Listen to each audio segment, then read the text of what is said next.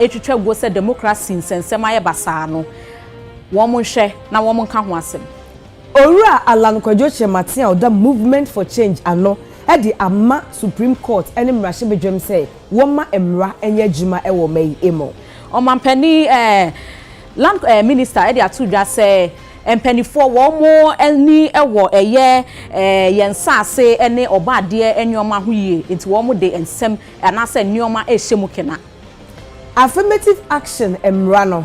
osoafo hwe emma ene department na yedi ho nsem so e di atoda obonwemeko enim say yemmo dawuro emyehu say emma ne mema ebetumi agina pen a eye pe na Supreme Court ama eye Attorney General enamus enson say ensensem a wo efa eye anti-gay bill no wo mra wo meyi ano ensem ne bebre eka ho ye de be ma wo e wo kase emo Obahima efia chesidu minimia Nana Ekia Kobi yentie ensem no enchiemu Dr. Mamudu Baumia wotu franka dia ma NPP amanyukuo no na wode ato omanfo mo esunafo south abaton pesua so enim se wosre afia ba wo mo ba beton skirt and blouse de ompe bi kra Aminyina minim se asunafo south de bia ye to aba you win presidential election but parliamentary no ohona din mai enti afiwe die me pese munjai skirt and blouse no lion to straight and yes sir yen to straight mo de sankore ha me pese me shamo bosse mo de Frank Adusi Poku ba Mede obi a ofiri sankore ha ebe shema aban mu amamo sansama wakan ha sie nyina yetie ni ye dia na kire se wo hyehyɛ pa bi de bo man enti sansam ya oka ye nyina me de megidi se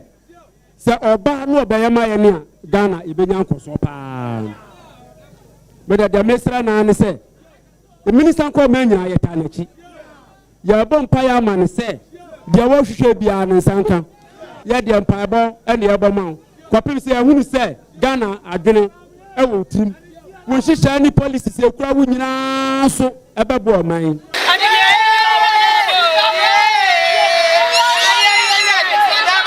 me ba cho ha no be ko wa ba ye kwa first nsuo to na nsuo yiri fire ana de nsuo nyiri fire biem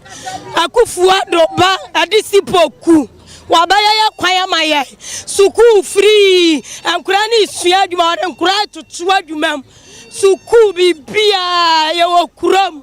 metuwe me ba me wono mampani kofuwa penso obeko school free one crime wanya se krakra gas o ko ni free de hia ne chobos ne trunk me papa be ye koko wa anwem ba o mia ba ya no ne akufuwa do ba ya o ma betu koko amenne yansu ya mebunu papa de owuja amen ye kale tete mire bomasene me de bi ton me niema enti ba wo mi ade ye to aman baby my brother wom every say me baba ni dika ko school sika me kokra na eden pa esunya me adum kwa na wie me brem na nya me adum na me na nya free dika me be ko bia ya me ntu ahwe a na me se me be obepade ahe enti me ba me hu ni sasi a no friend ba wo mi ya me dey prince planting for food and job me doing gruma about my fertilizer or my bibia bi e dey me biem dem ka say yan tro so nyuma pa mo ye dey dem say afio dey about me oni na frank is boku dey wo ba we na afio ya bai me dey MPP dia e kumi awurawura me no be kwa adisipo ku onu ana kwa oni mira ba ho mia omo na kwa Fred Keshi yamanya na Fred Keshi bi obi afie ba humi aso ka ho bi wanu so ta ne to wanu so ya bibia Fred Keshi wa ka ho bi yama ko bi awie wasama o madwuma yenti asa to ama no Omampani dada John Dramani Mahama wo say to Franka ama NDC amonyuko no John Dramani Mahama odi atudwa se wo piemu e wa amanfoforo mu a wo muta abusa ne se Kwame Nkrumah na aban anase Kwame Nkrumah ne Ghana no ewei cause who say democracy no atenti apansama ye bibi basa wo kan semwe abroko pie mu e wo northern region wo bona krobo no. I travel around the world. I'm invited to various places to attend conferences, to be an election monitor, to give lectures at various universities. Anywhere I go, the question people outside in the world ask me, Ghana, what happened to you? Kwame Nkrumah's Ghana, what happened to you? Ezu, everybody looked up to Ghana as the model of democracy. Today, we are a bad model of democracy. Our judiciary is not independent. All our state institutions have been destroyed. Ezu,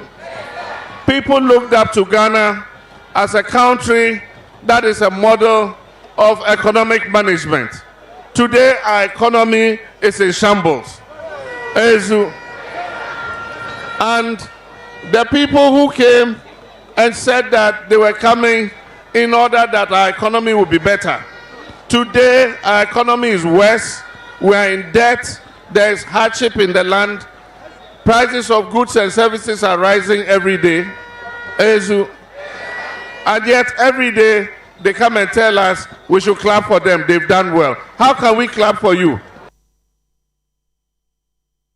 Cover by our da movement for change amanyuko ano hey Owura Alan Kojoche Maten or the two Supreme Court and afi mmahye enim say said the womo ede ko ede banadaroma womo madjubre emra na emra enye adwuma e wa mamra ekwaiso. The current impasse between the Supreme Court and Parliament of Ghana, in my view, is unwarranted, unjustifiable, unproductive, and unhealthy for our fledgling democracy. Both the Supreme Court and Parliament must respect the Constitution and the laws of Ghana. The current impasse amounts to grandstanding by both institutions. The Supreme Court, in its ruling on the application of the leader of the NPP caucus in Parliament, Honorable Alexander Afenyomarkin, to reverse the ruling of the Speaker of Parliament on the status of the 4 members of Parliament, was, and in my considered and very respectful opinion, unconstitutional and could be described as an abuse of the power of the Supreme Court under Article 130, subsection 1, to interpret provisions of the Constitution. The Constitution of Ghana, rightly so, entrusts to the Supreme Court the responsibility of interpreting provisions of the Constitution. In this regard, the Supreme Court has both original and final jurisdiction for the interpretation of our Constitution. Any application brought before the court seeking interpretation of any provision of the Constitution, to the extent that the application is filed in line with the processes and procedures of the Supreme Court, would be deemed to have been properly brought before the Supreme Court. Mpenifo ebie eye Ghana Geological Service Authority office for kra e de ama mpenifo se ne ebe ya ebeboa ama mpuntu a wo mo hwehwe no wo mo nsa aka. As part of efforts to deal with the issue of illegal mining, the Ghana Geological Survey Authority, through the World Bank supported Ghana Landscape Restoration and Small-Scale Mining Project, is conducting detailed geological investigations in designated areas across the country to determine mineralized areas of gold deposits, to support government's community mining schemes and ensure effective regulation of small-scale mining across the country. And as many of you may be aware, the Vice President of our Republic and presidential candidate of the New Patriotic Party has committed to providing annually $10 million United States dollars to resource the Ghana Geological Survey Authority as from next year if he was elected. Distinguished ladies and gentlemen, permit me to emphasize the imperative of harnessing the potential of our geological resources responsibly. The information and insight generated by the authority will guide us in balancing economic growth with environmental preservation. We must therefore continue to support the authority and engage them on all levels to ensure that geological data informs policy, supports sustainable practices, and drives economic development. As we look ahead, let us envision a future where our geological resources are managed with integrity and foresight, a future where we harness our minerals responsibly, protect our ecosystems, and ensure that future generations inherit a land rich in both resources and biodiversity. A future where there will be no mining, construction, or groundwater exploitation without the express advice and supervision of the Ghana Geological Survey Authority. I have no doubt that this new edifice will inspire you the more to ensure that the Ghana Geological Survey Authority becomes the beacon of excellence in geological research and resource management, not only in Africa, but across the world. That the government of President Akufo-Addo has an unflinching resolve to empowering the various state agencies and equipping them to deliver on their mandate. In the coming days, we will be commissioning a new head office complex for the Lands Commission, as well as new regional and district offices for the Minerals Commission, as I say. And we will continue to support all these agencies, not only with infrastructure and logistical support, but build the capacities of their human resource to underpin an effective, efficient, sustainable, and environmentally sound land and natural resources sector, steeped in integrity and anchored in transparency, candor, and utmost good faith. We've gotten to a point that to manage our mineral resource potential of the country better, we need to invest adequately in the authority such that we can do the investigation to the point that we will be able to delineate and quantify the mineral resources that are across the length and breadth of this country. The geological investigations are generally expensive and takes time. And for that matter, if you don't have enough funding to be able to do this work, and if the funding is not also continuous, you will start, but you may not get the results that you need. So that is why there is the need for adequate and sustained funding of the authorities' activities to ensure that the mineral potential of the country is properly harnessed for national development.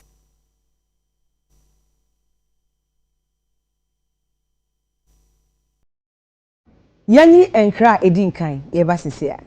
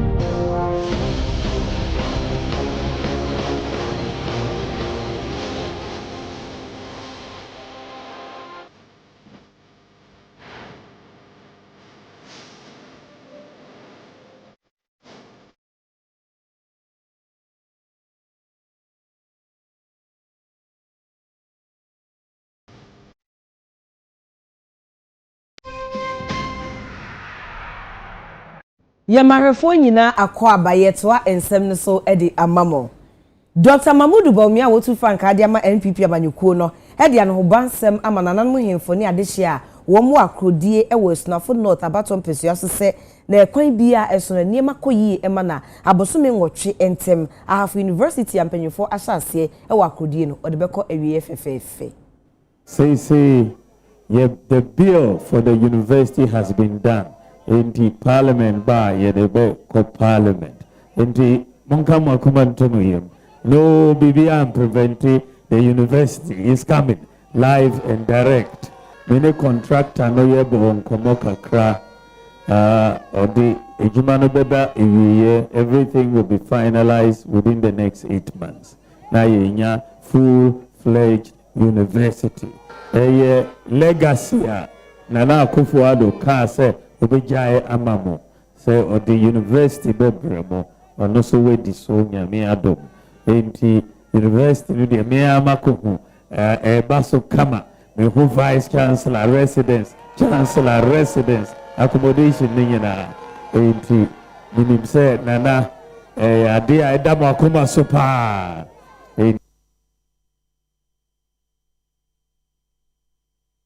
enti nyame adom meso mebedi o mampanyia nyame adom me na mebebe ababa ebe commission university no amamo nyina.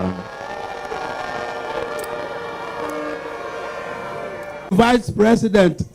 Alhaji Mamudu Bawumia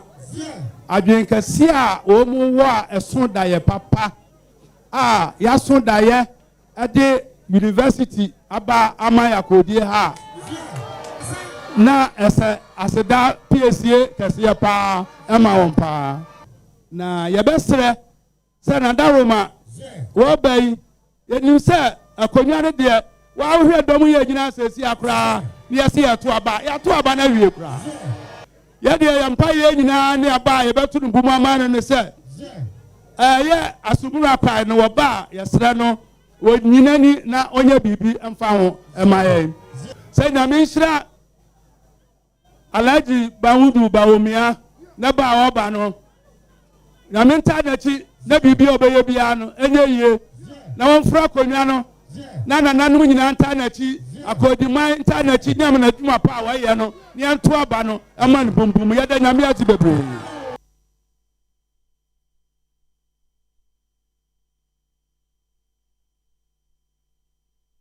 Cover by Dema Movement for Change, Alan Kwejo Chairman Tin, where the Niema 50 Negua Kwemu says a womo to abanema na Ghana for Wobeshe na a Niema ebema mpuntu abano, wasasa no ye amampuntu aba my Ghana. The Greater Accra Redevelopment Initiative is a 15-point agenda for the redevelopment of the Greater Accra region, and I've strategically branded this as the GARI project. That's GARI. The vision of the GARI project is to make Accra one of the top 5 cities in Africa by the year 2030. This is consistent with the strategic objectives of the Great Transformational Plan GTP of the Movement for Change, Accra being the capital city of Ghana. Implementation of the GARI project will involve a review and alignment of all ongoing government projects, including donor-funded projects aimed at the redevelopment of the city of Accra. The components of the GARI project are as follows. 1. Complete overhaul of the public transportation and rapid mass transit systems in Accra. 2. Inner city traffic decongestion and effective traffic management control in Accra. 3. Reconstruction of Accra town roads and community streets and lanes. 4. The installation of new solid and liquid waste management systems and technologies. 5. The introduction and mainstreaming of effective sanitation and environmental management practices in all communities, subject to efficient inspection, management control. 6. The construction of new drainage systems to ensure effective flood control. 7. The installation of new and expansion of existing water supply management systems to ensure access to potable water for all, particularly in the densely populated communities. So, ladies and gentlemen, I'm sure you would agree with me that arguably this is the most comprehensive strategic framework for the development of the city of Accra.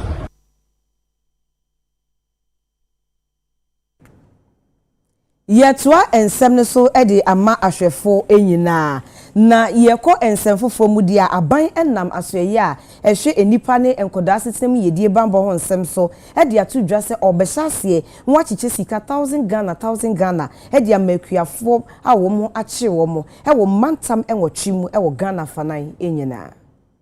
ye wo ha government intervention here ene yede tudwa intervention no your friend a dry spell emergency cash transfer under leak inti ene yeshia ye catch mo say wonga wo 8 affected regions na mebobo wo mudino ombenya a one-time payment of 1,000 Ghana cedis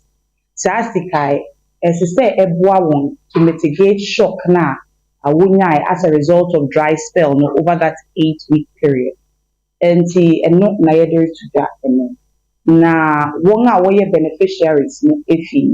212,000 beneficiaries na wo benya sasikeya yesaso the two just say so womunya problem bia your numbers bia wo betumi afre 0800 800 800 and 0800 900 900 mofra asembia modebetu yenim no yebeye nhwehwemu na yetumi aboa mo nti ene asem kakra na yede to journalists a government rema one-time payment as a measure to mitigate shock na one our experience a dry spell no for the upper northern regions of the Kuri nti eno na yede to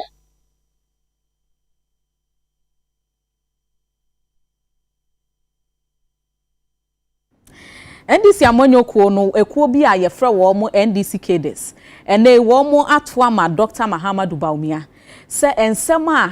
Frankatuni edema NDC amonyoko no watoa ma nsem numu no wo mo hwe anaso won hwe no onyi nsem no ano ema o my Ghana esanse so so opese odi o mampani di asanse bi woni ano emfama o my Ghana Ora Isaac Ahima eka NDC amanyoko no ho abra wokasa no ena ochiremu so besre se mampanya be de His Excellency Dr. Mahmoud Baumia onhwe so na wonyi nsemmisa hodo no mu amampanyi dada John Dramani Mahama ebisa no afa omansi kasemi ho na wonfa nkyere Ghana de hye se ampa eniema wokan nyina no wodi aye adwuma ose emre bi atwem Dr. Mahmoud Baumia ede nsemmisa hodo ohane aduoson 170 enema ye remisa ata wonya ne ba bi cross wonyi no emfa amemua na NDC ebu no enti ose we kura de ni tia yeyie ene yama ne nsembisa num so wonyia no ose wenyina no di adanse se MPP aban edigana fo hwamo omo ntimi amfa wose anya oyo a obesere se afia ba no yenhwe so ne entoma NDC kwashina omampani dada eye Mahama edi ma Baumia no ne kwanso ano no no kura de odi amanofo ebise ono Baumia oserete 170 questions say obi yano ene edru no so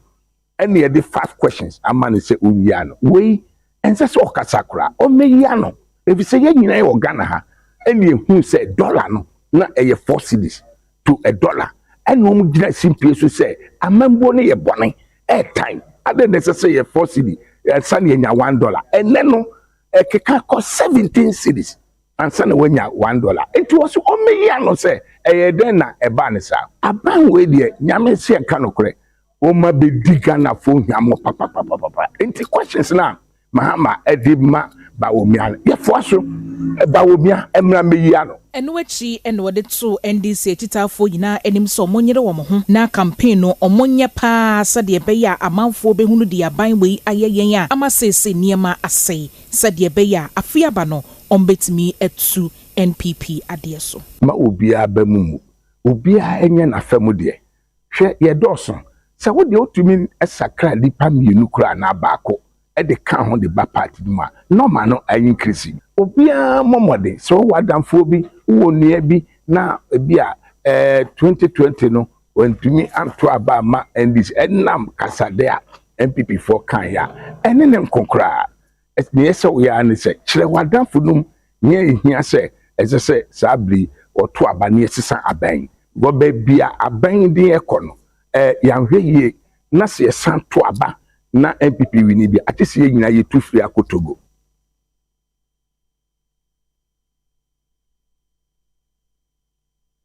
Ensiamudie bi akoso won kran efa emma eyedie ene kwampa ebetimi afa so made obofo nso ano abrimu bi ehom na ase no na so ye hwe emma ne nipa sisemu yedie won bambo won nsem so de ato de obonwumeko nanim se eba no emma yebetimi ahye omoden ama wogina won so de obonwumeko ma wo ma chencheche ene campaign de obono emu enye den.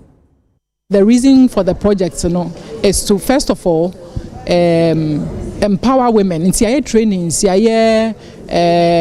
capacity building sessions for any member or media anymore. To give them the skills any nimdia omuhia to media juma. Secondly, in social media no share stories ebia ye anase ye trefa man ho a ya na titiri no bebre na enhyeda enye positive. Meanwhile, ma nyama bebre a was senka epieba media no ne hu imam contribution into one objective and abotai ba ko project ni say omo be da enwuma pa ma edi sane ye hu say enye mema ne pe ma so nyama say ye UPA. At the end of the day no women in media omo asetinemu omo conditions are omo here for them to grow and to rise in the media through the project your bomb say at the end of it we will be able to achieve the objective. Say ka affirmative action yen sheda enimra bia e wo Ghana ha eboa affirmative action enti no ekuekuo ni nnwumakuo nyina obia ebo ne ho modern so obeye bibi enso si enya emra you can say emra pon eye constitution no etaya chi a eno no kire say eye wo hye enti no saa ohye no na ye hia enti sesi a ye nya ohye na e kire say e wo se woye edi se woye nya se bia wo pa na obeye enti wo ba bia wo dwen so na yura ho ana se na bamu agu no e ma na bamu ngu sesi a no ye nya saa mra na ye nyina ye betumi aka bom na yahwe se mra no ebedi dwuma na dia ye pe empempenso a ehia se emma benya no ye nyina ye nya se de ubofo endi osano anim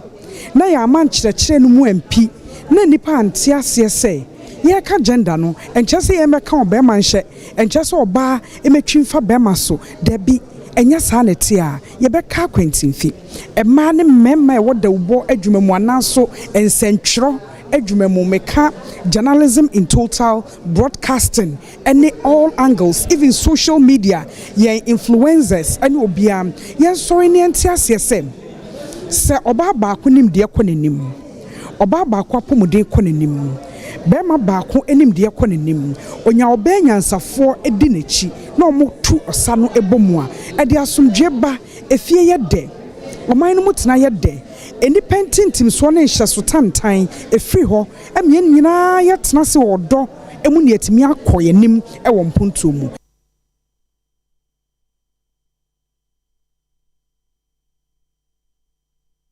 na emma ene ma emema ene mema namu a enam so ema ne kopie mu ewo mrahye kopie mu nso ewo court mrahye shemra e de koto court na wo mo de koto court no enam so ama omampani ka se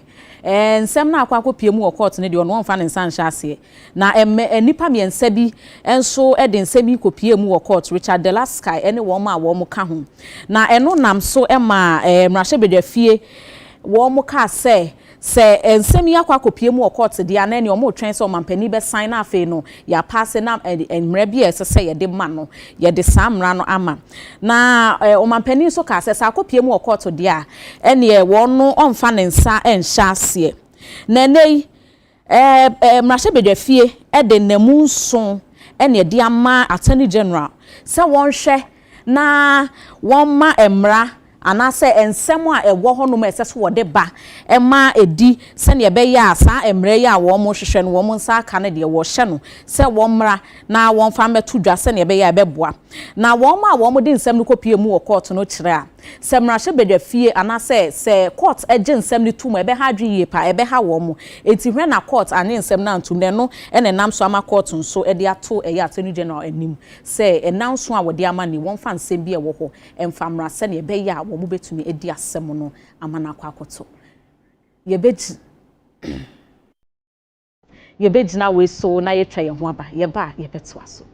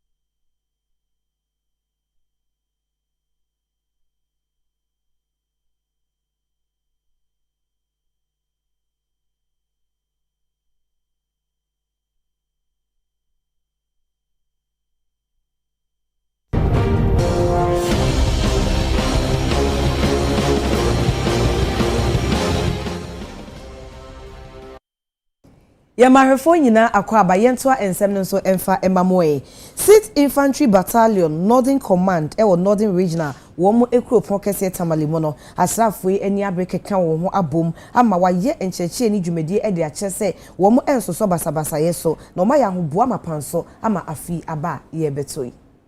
This exercise is a very important exercise. It's a joint exercise between the Ghana Army, specifically 6th Infantry Battalion, the unit I command, and the other security agencies, again specifically the Ghana Police in Tamale. And the exercise is aimed at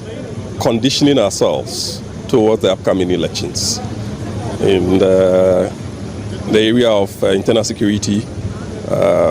matters, ensuring that we have a peaceful environment before, during and after the elections. So it is said that training is a continuous process, and so we've been training prior to this peace drill. But the peace drill or the pre-deployment training for the upcoming elections is a specialized training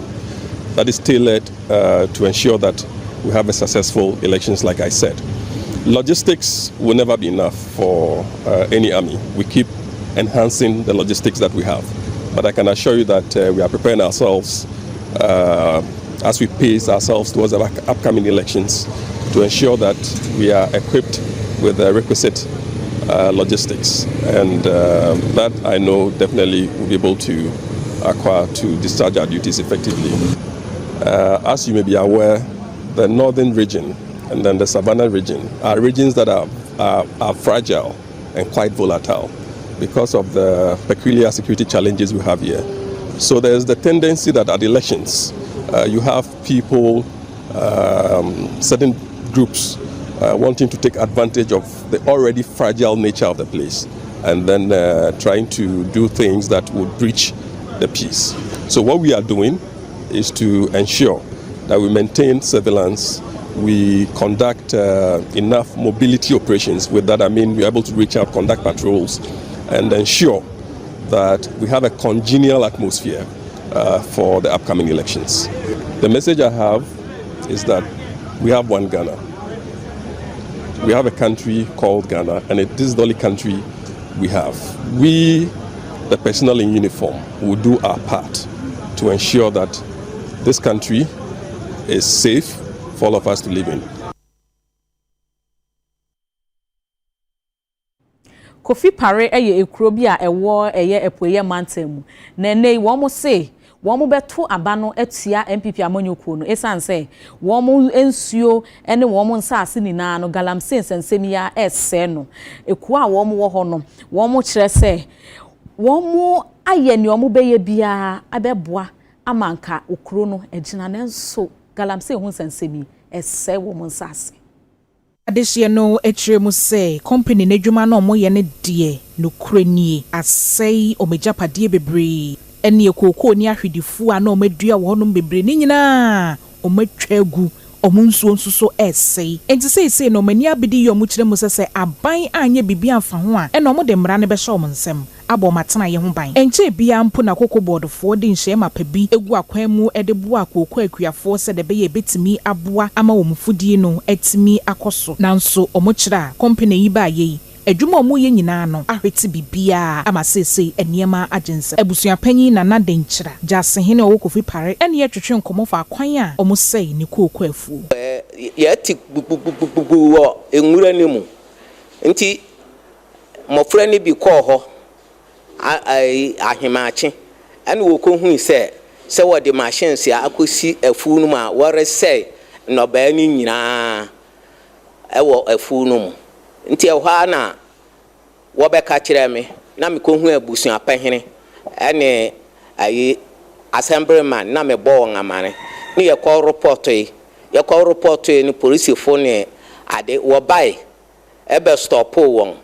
ye ko hu DC ye ko hu commander won abaha abehwe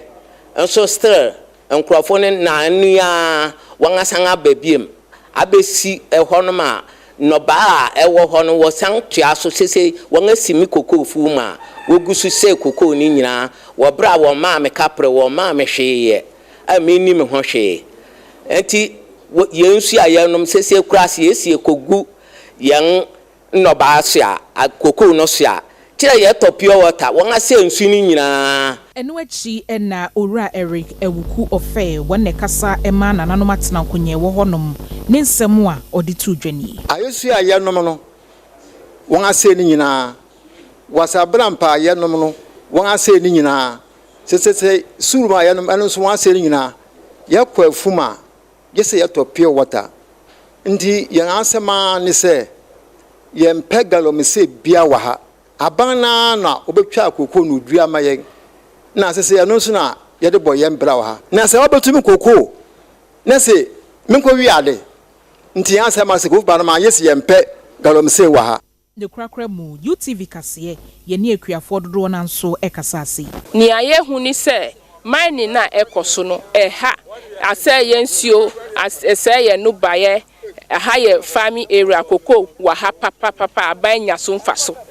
enti adenti na oti mining emekoso wo kufi pare krom ha waba o mine no se won pe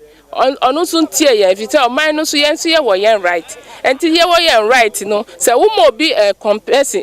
concession so me ye adwuma na ukọ na nipa no se on plan e wo se uti na se mining no se wo ye na ukata so kra untumi nnua aduane ni because we be udua aduane wo se o san twetwa aduane no gu site ho 8 years and sana wetumi edi aduane a efi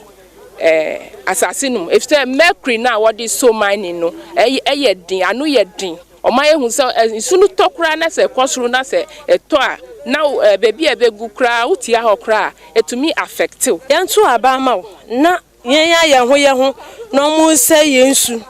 and the sense ha yet yentimi num nsu ye be num nsu agisi ye kwa akotopia water me particular me jan bia na metima to nsu no but bia no obi wo ha ontumi ye den ontumi nto nsu no nti we dey yesre aban ye dwanya ye manum so na kom so mo be nti ye na ne hwe me fa hwe wo mo na ya come ni ye ne enwu nsu se nya bi nsu num ene sa wan to next aban to next wo de ya ye nto aba ma obia ye wo mrante anwani ye den na mumu no ye ne ho akasa se bribia no ye ntie ne aban mmra no eka ina mamrante ayi din kan sanka asol da nti no aban no se ompe no to mpe no nua de a na ompe se oli ne bia be si wa ha de a na wo meyi nkrofo no efia maye Josephine Ansa omwayen ewuku omwayen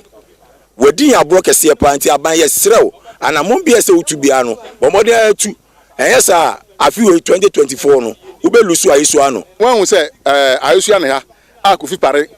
baby e kan enuma pam zo a yeti ma MPP mo vote no ntina wo hyera na wo yesa no policy asa no meka na mu na meka ne se ye hu se ne wo hyera because me se me MPP ni na se MPP aban hwe na wo se ma adwuma me to MPP me to ma MPP nti ye sere se aban mram